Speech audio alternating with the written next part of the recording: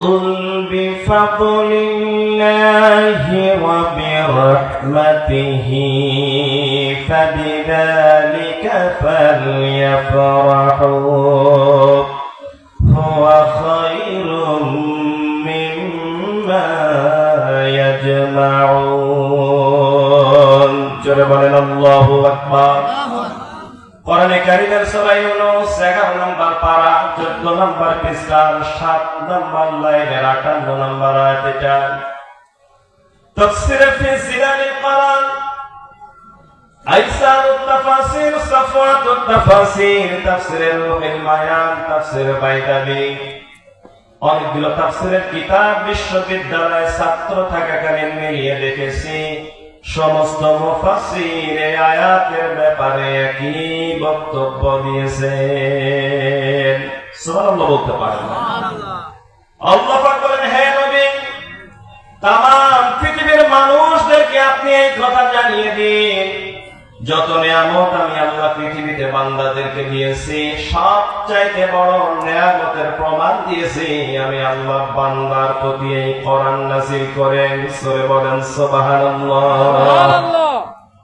আমার ভাইরা, ডাইনে বামে সামনে পিছনে যেই দিকে তাকাবেন আনআমতুম হামিরা, সেই দিকেই নিয়ামত কার?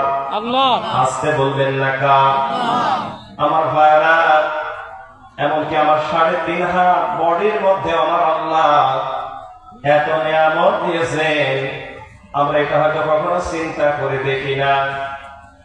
সামান্য এই যে একটা চোখ, এটা যে কত বড় দামি নিয়ামত, আমরা এটা টের পাই না, কারণ বিনা বেতনে বিনা দরখাস্তে আমরা রবের কাছ থেকে পেয়েছি। এটা যদি আমাদের কিনে নেওয়া লাগতো তাইলে আমরা হাড়ে হাড়ে টের পেতাম চোখ আল্লাহর দেওয়া কত বড় নিয়ামত। কথা বলেন ঠিক কিনা? আমার ভাইরা, কোরআনে কারীম জানিয়েছে আলাম নাজআল লাহু আইনাইনি ওয়া লিসানাহু ওয়া শাফাতাইন ওয়া হাদাইনাহুন নাজদাইন। চলে বলেন আল্লাহু আকবার। আল্লাহ পাক বলেন, গোলাম, আমি আল্লাহ কি নিয়ামত করে তোমাকে 2টা চোখ দেইনি?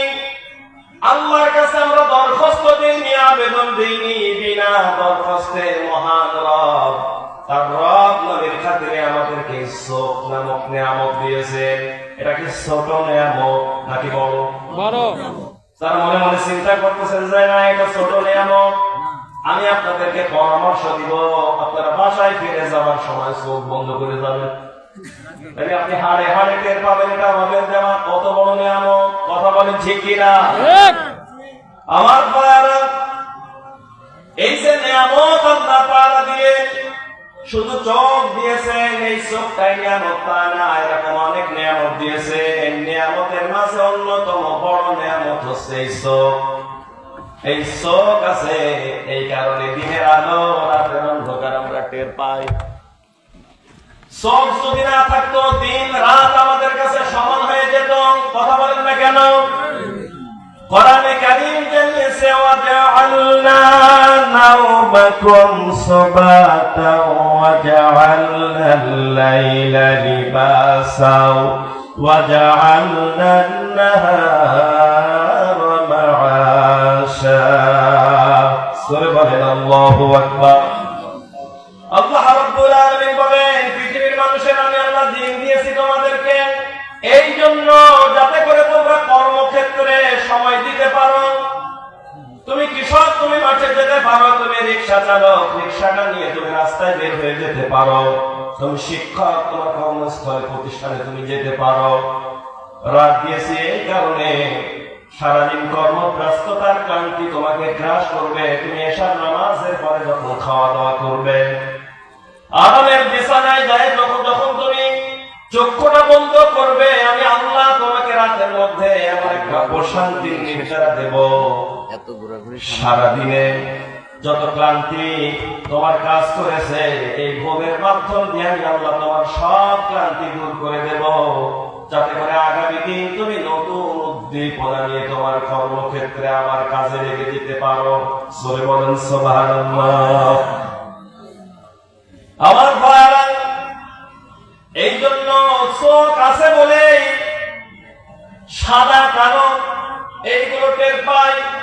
চোখ আছে স্কুলের উপরে, গার্লস স্কুলের মোড়ে মোড়ে যুবকদের লাইন এমনি এমনি না, কারণ চেহারা যেটা সুন্দর ওইটা লাগবে। কথা বললেন না কেন? আমার ভাইরা, কুষ্টিয়ার ভাষা তো টান চাঞ্চল, বুঝতে তো অসুবিধা হচ্ছে না। আমার ভাইরা, দিনের আলো রাতের অন্ধকার এই চোখ, এটার মাধ্যমে আমরা অনুমান করতে পারি, বুঝতে পারি, টের পাই। মানুষ সুন্দরের পূজারী। যুবকেরা চায় তাদের একটা ভালো চেহারাবান সুন্দরী গার্লফ্রেন্ড হোক অথবা স্ত্রী হোক। এই জন্য রাস্তার মোড়ে মোড়ে, গার্লস স্কুলের মোড়ে মোড়ে যুবকদের একটু টানতে বাড়তি আসে না। আমার ভাইরা, যদি চোখ না থাকতে পারে এটা হয়তো না, কারণ চোখ না থাকলে সাদা আপনার কাছে যান, কালো আপনার কাছে তার। কথা বলেন ঠিক কিনা? শুধু এতটুকু না, আল্লাহ বলছেন আমি আল্লাহ তোমাকে জিহ্বা দিয়েছি। এমন একটা নিয়ামত আমার আল্লাহ দিলেন, এই জিহ্বা। এই এক জিহ্বা অন্তত একসঙ্গে ৩৩,০০০ রকমের স্বাদ এই এক জিহ্বা নিতে পারে, স্বর্গ বলতে পারে না। আমার ভাইরা, তাদের স্বাদ একরকম, বেলের স্বাদ একরকম, একেবারে টাটকা মাছের স্বাদ একরকম, শুটকির স্বাদ আর একরকম, মিষ্টির স্বাদ একরকম, তেঁতুল স্বাদ আর একরকম, লটকার স্বাদ একরকম, বাইবের স্বাদ একরকম, কাকির স্বাদ একরকম, ইলিশের স্বাদ আর একরকম। কথা বলেন না কেন? আমার ভাইরা, জিহ্বা যদি না থাকতো, ২৫০০ টাকা কেজি আমরা বড় ইলিশ মাছ কিনি, ২৫০০ টাকা কেজি। আর টাকি মাছ কিনি আমরা ২০০ থেকে ২৫০ টাকা কেজি। যদি জিহ্বা না থাকতো, তাইলে টাকি মাছের কেজি আর ইলিশ মাছের কেজি সমান দরে বিক্রি হতো। বলেন বলেন। আমার ভাইরা, আল্লাহ পাক বলেন, গোলাম আমি আল্লাহ তোমারে দুইটা চোখ দিলাম, জিহ্বা দিলাম, ঠোঁট দিলাম, কত নিয়ামত আমি আল্লাহ দিলাম। আমি আল্লাহ পৃথিবীতে তোমাকে দিয়েছি, কিয়ামত পর্যন্ত যদি তোমাকে হায়াত দেওয়া হয়, আর তুমি যদি আমি করতে পারবা না। সরে বলেন সুবহানাল্লাহ। যেই দিকেই তাকাবেন ওই দিকে আমার আল্লাহ শুধু নিয়ামত দিয়ে সাজিয়ে রেখেছেন। এই যে ডাইনে বামে গাছগুলো দেখতেছেন, নারকেল গাছ, আম গাছ, পৃথিবীতে তাম পৃথিবীর মানুষ যা গেইন করে, যা অ্যাচিভ করে, যা অর্জন করে, হুয়া খায়রুম মিম্মা ইয়াজমাউন, সব থেকে এই কোরআনে কারীম শ্রেষ্ঠ সম্পদ। এই কোরআনের থেকে দামি জিনিস আর কিছু নেই। এই কারণে এই কোরআনে কারীম আমাদেরকে পড়তে হবে, শুনতে হবে, বুঝতে হবে। সুযোগ পেয়ে গেল, আল্লাহ বলছেন এই লোকগুলো যেন খুশি হয়ে যায়, এই লোকগুলো যেন আনন্দ করে। পড়েন সুবহানাল্লাহ। আমার ভাইরা, এই কোরআন আমরা পড়ি, কিন্তু অনেক ক্ষেত্রে আমরা কোরআন বুঝি না। কেন? এই তাফসীরুল কোরআন মাহফিল। আমার ভাইরা, কোরআন আমাদের বুঝে পড়ার দরকার আছে না নাই? আজকে আমরা অনেক আমল করি কিন্তু বুঝি না। প্রসঙ্গক্রমে একটা গল্প মনে হয়ে গেল। একটা এলাকায় একজন ছেলে, যুবক মানুষ, বয়স 25 বছর হবে। 10 বছর বয়স থেকে সে নিয়মিত মসজিদে যায়। মসজিদের ইমাম সাহেব প্রত্যেক ওয়াক্তের নামাজের পরে সে দোয়া করে, রব্বি হাবলি মিনাস সালিহিন। যুবক একদিন ডাক দিয়ে, এলাকার ইমামকে ডাক দিয়ে বলে, হুজুর, আজ জন্মের পর থেকে আপনি আমার গ্রামে আছেন, মসজিদের ইমাম, এটা দেখতেছি প্রত্যেকদিন প্রত্যেক ওয়াক্তের নামাজে আপনি দোয়া করেন, হুজুর, এ রব্বি হাবলি মিনাস সালিহিন। এর মানে কি? অল্প শিক্ষিত ইমাম, ওই সময় তো আলেম বেশি পাওয়া যেত না, আমাদের এলাকায় বলে মোল্লা। অধিকাংশ জায়গায় ছিল মোল্লা, বছরের পর বছর ইমামতি করতে কোনো সমস্যা ছিল না।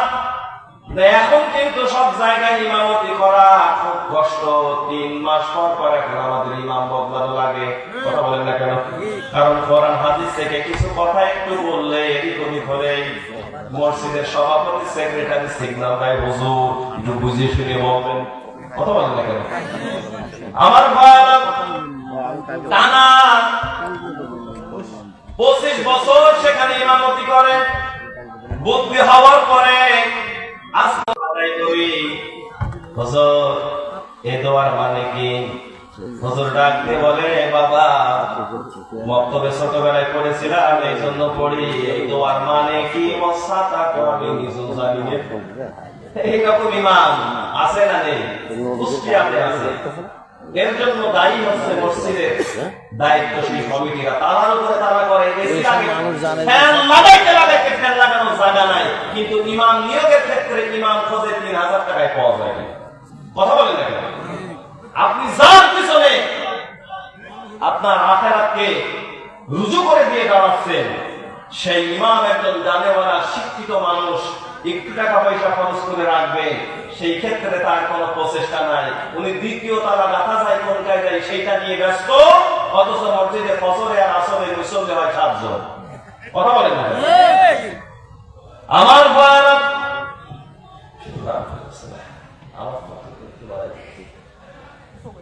ভারত সে কথা বলছিলাম। এই জন্য মসজিদের ইমাম সাহেব যদি যোগ্য না হয়, জানে আলেম না হয়, আপনি তার কাছ থেকে দিন নিতে পারবেন না। আমি মাঝে মাঝে এই কথা বলি যে আমরা দূর দূরান্তে কষ্ট করে 300-200 এরকম মাইল দূরে যায় আপনাদের কাছে, দেশ বিদেশে এরকম আড়ালে আবদালে সব জায়গায় আমরা কোরআনের কথাগুলো বলতে যাই। আমাদের এত কষ্ট করে আপনাদের পর্যন্ত আসা লাগে না, আপনাদের কষ্ট করে রাত জেগে কথা শোনা লাগবে না যদি মসজিদের ইমাম যোগ্য হয়। কথা বলেন না? প্রত্যেক দিন অন্তত পক্ষে এশার নামাজের পরে বা ফজরের নামাজের পরে উনি যদি 20 মিনিট করে আপনাদেরকে শেখায়, পবিত্র জুমার দিনে যদি আযান হওয়ার পর পরে উনি 30-40 মিনিট তিনি কোরআন দিয়ে কথা বলে, আমার মনে হয় কুষ্টিয়া থেকে হুজুর ভাড়া করে আনার কোনো দরকার নেই। কথা বলেন না? কিন্তু এগুলো হয় না কেন? এখানে 2টা কারণ আছে। প্রথমত, আমাদের একটা অভ্যাস আছে, আমরা বাংলাদেশের মানুষ সহজে যে জিনিস পাই ওই জিনিসের আমরা মূল্য দিই না। মসজিদের ইমাম যদি আমার থেকেও ভালো ওয়াজ করে, ওই হুজুরের ওয়াজ কি শুনবো? কথা বলেন না কেন? আমার ভাই, আরেকটা কারণ হচ্ছে অল্প শিক্ষিত ইমাম রাখা। এই জন্য যোগ্য ইমাম রাখার ব্যাপারে আপনাদেরকে সক্রিয় ভূমিকা পালন করতে হবে। তার কাছ থেকে আপনাকে ইসলাম শিখতে হবে, দ্বীন শিখতে হবে। আমার ভাইরা, যুবকের কথা বলছিলেন, সবসময় দোয়া করার কথা শুনে তিনি যখন প্রশ্ন করছেন, হুজুরে দোয়ার মানে কি?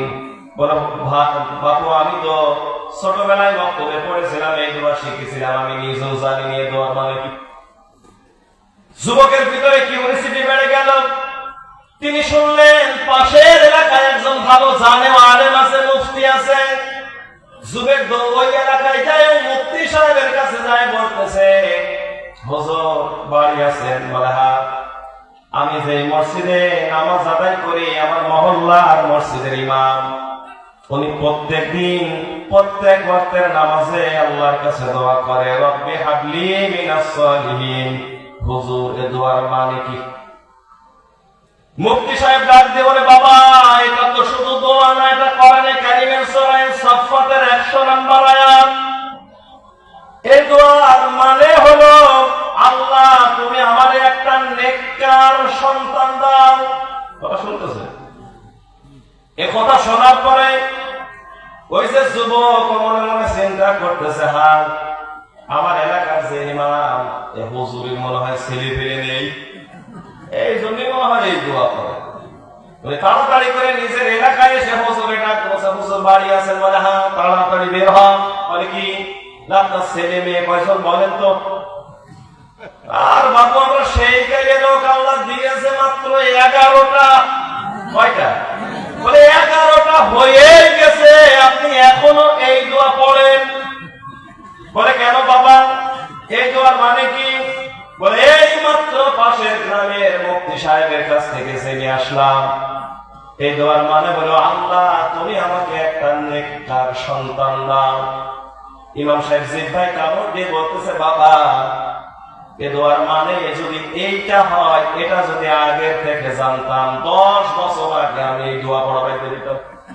আমি আন্দাজে শুধু এই দোয়া পড়িয়ে যাচ্ছি, আর বছর বছর আল্লাহ আমার একটা করে দিয়ে আমার ঘর ভরে ফেলে। আমার ভাইরা, আজ পৃথিবীতে কিন্তু আমরা মেজরিটি পার্সেন্ট মানুষ এরকম আছি, নামাজে আল্লাহর কাছে কি বলি আমরা বুঝি না।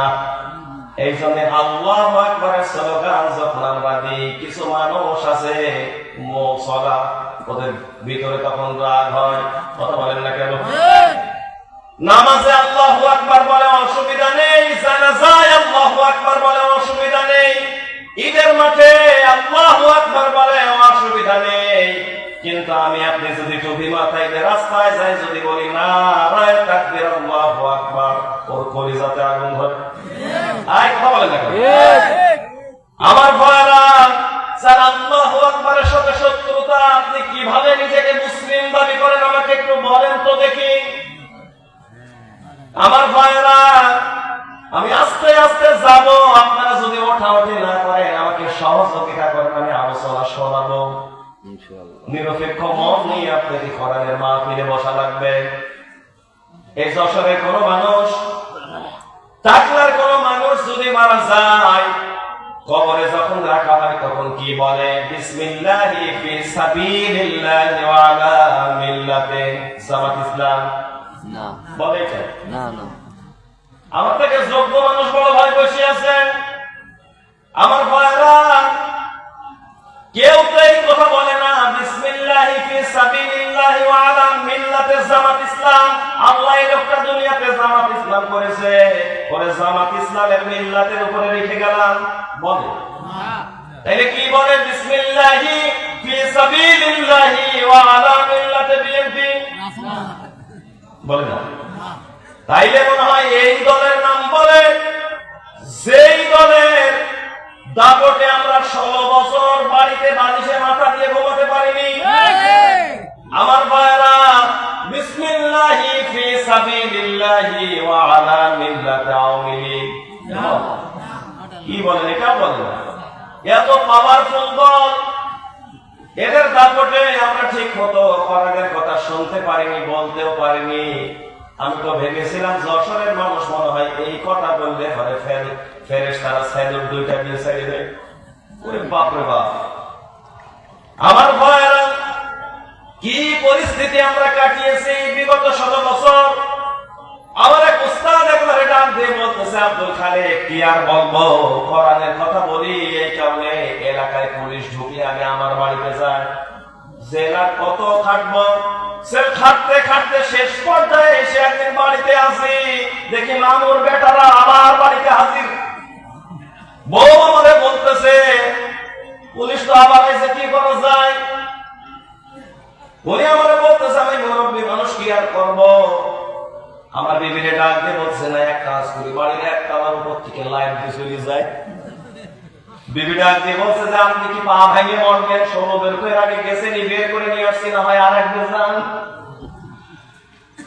আমার উস্তাদ আমারে ডাক দিয়ে বলে, পরিস্থিতি এমন, কি আর করব, আমি তো গৃহস্থ মানুষ, ওয়াজ করে বেড়ালে কি হবে? বাড়িতে গরু আছে, গরুর গোয়াল আছে।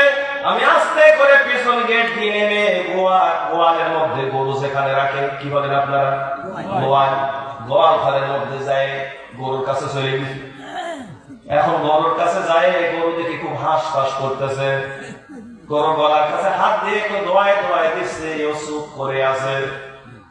আমার উস্তাদ ডাকতে বলে, আমি আল্লাহর প্রশংসা করতেছি, আল্লাহ কপাল ভালো যে এই গরু কথা বলতে পারে না।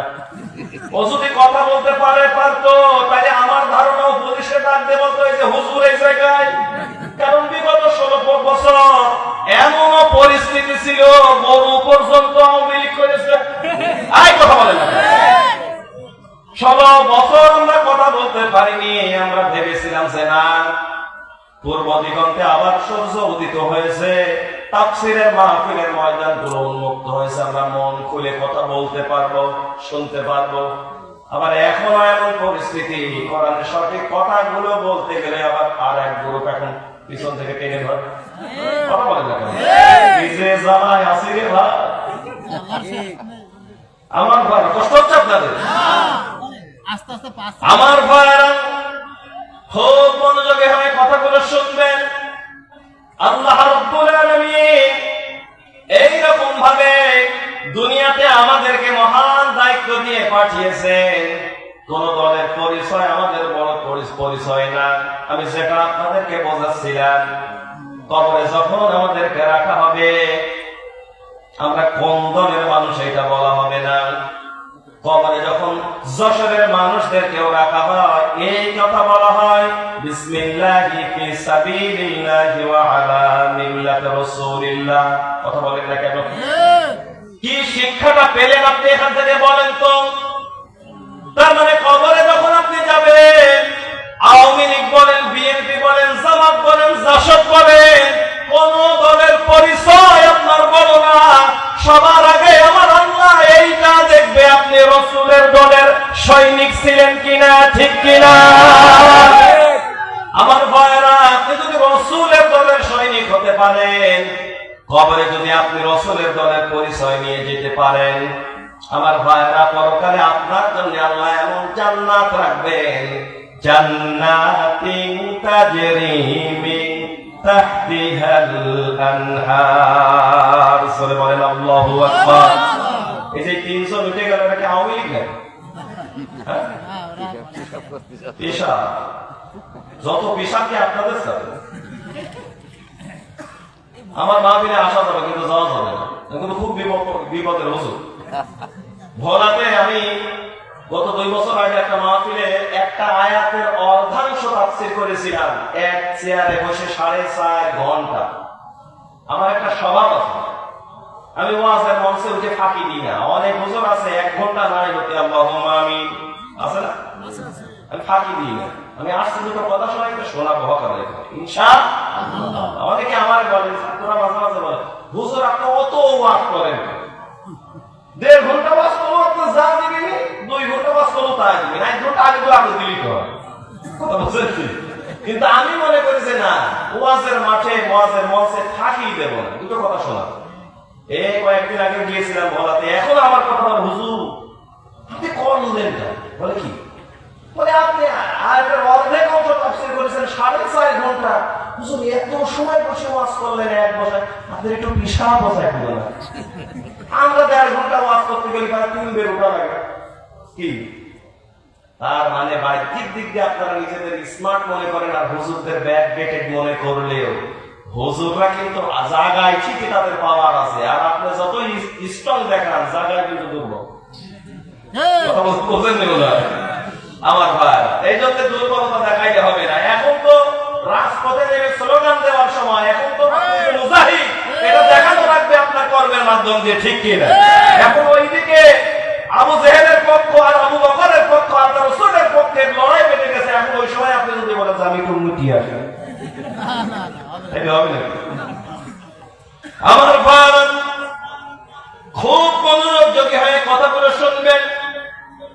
দুনিয়ার সফলতা সফলতা নয়, দুনিয়ার বিফলতাও বিফলতা নয়। ফামান সুহসিহা আনিন নারি ওয়া উদখিলাল জান্নাতা ফাকাদ ফাজ ওয়া মাল হায়াতুদ দুনিয়া ইল্লা সময়।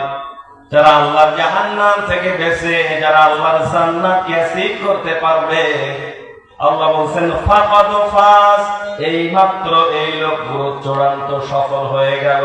সরে বলেন সুবহানাল্লাহ। যশোরের ভাইরা, চাকলার ভাইরা, আপনারা বুদ্ধিমান মানুষ, আপনারা কি দুনিয়ার সফলতা চান নাকি আখিরাতের সফলতা চান? বলেন বলেন। 60 বছরের এই জীবনে যদি আপনি ভালো থাকতে চায়, অনন্তকালের জীবনকে যদি আপনি বিক্রি করে ফেলেন, আপনি কিসের বুদ্ধিমান? আমি তো মনে করি আপনি মাথা মোটা। এই জন্য আল্লাহ তাআলা বলছেন, আরদিতুম বিল হায়াতিদ দুনিয়া ফামা মাতাউল হায়াতিদ দুনিয়া ফিল আখিরাতি ইল্লা কলিল। আল্লাহ বলছেন, পৃথিবীর গোলামেরা শোনো, আমার বান্দারা শোনো, আমি তোমাদের যে দুনিয়াবি জীবন দিয়েছি, আরদিতুম বিল হায়াতিদ দুনিয়া, তোমরা কি দুনিয়ার এই জীবনটা পেয়ে খুশি হয়ে গেলে? ফামা মাতাউল হায়াতিদ দুনিয়া ফিল আখিরাতি ইল্লা কলিল। নিশ্চয় জেনে রেখো, দুনিয়ার এই জীবন আখিরাতের জীবনের তুলনায় এর মূল্য খুব সামান্য। এই কথাকার আরো জোরে বলেন না? আমার ভাইয়েরা, দুনিয়ার এই সামান্য জীবনে একটু ভালো থাকার জন্য, কোন ব্যক্তি কোন দলের মন রাখার জন্য, সভাপতির পদ পাওয়ার জন্য আপনি যে আপনার পরকালকে বিক্রি করে ফেলেছেন, আপনি কিন্তু টের পাননি। এই জন্য আপনাকে সাবধান করার জন্য আমি এসেছি সেই কুষ্টিয়া থেকে। কে কোন দল করেন আমি জানি না, ওইগুলো এখন বাদ দিয়ে নিরপেক্ষ মন নিয়ে আপনাকে কোরআন শোনা লাগবে। وَكُنْتُمْ عَلَى شَفَا حُفْرَةٍ مِّنَ النَّارِ فَأَنقَذَكُم مِّنْهَا। আল্লাহ তাআলা বলছেন, তোমরা জাহান্নামের নিকটে অবস্থান করতেছো।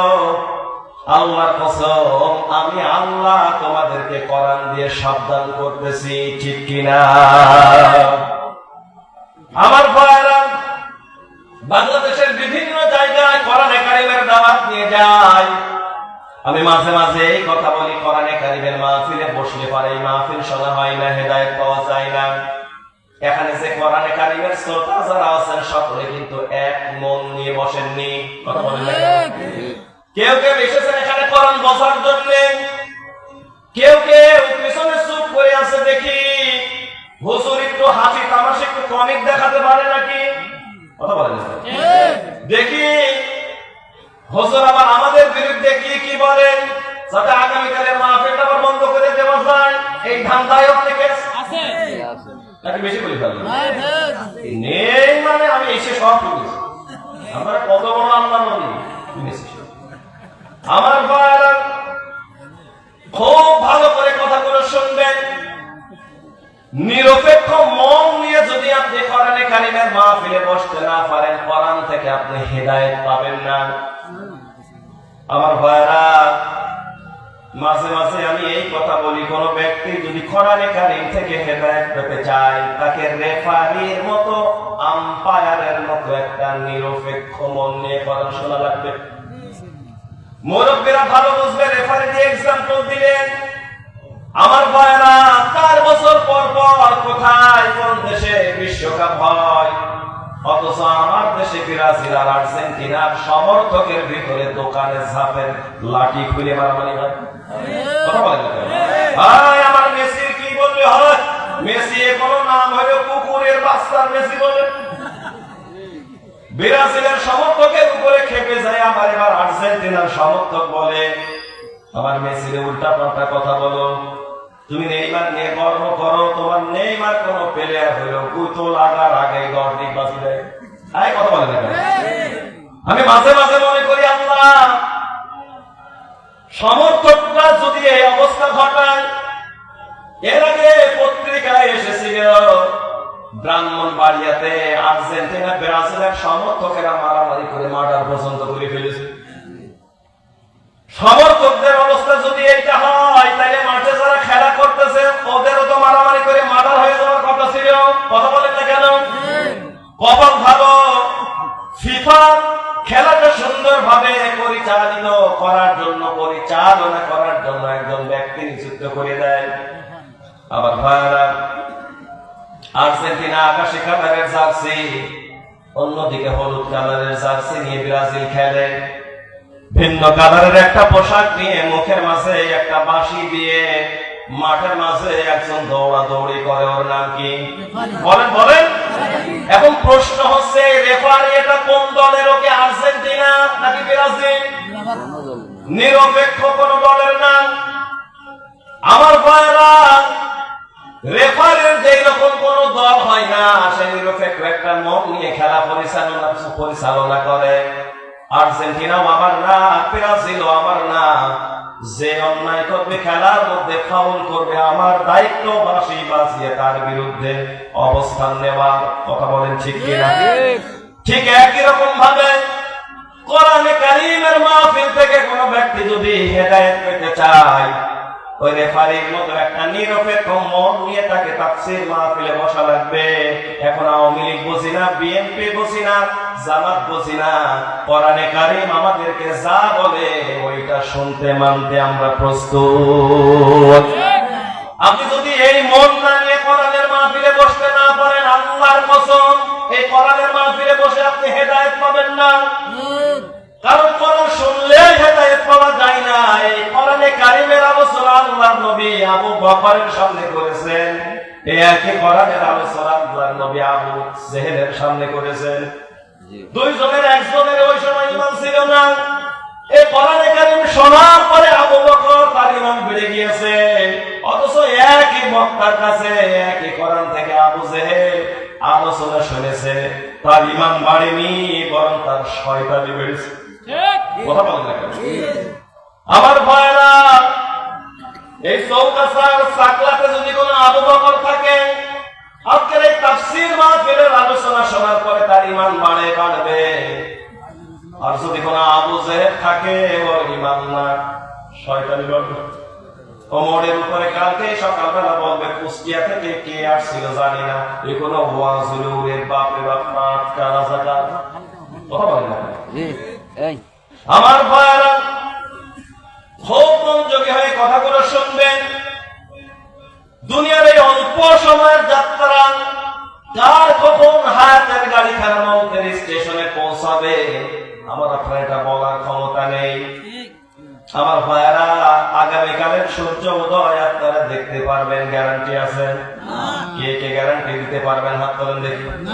গ্যারান্টি দিতে পারবেন?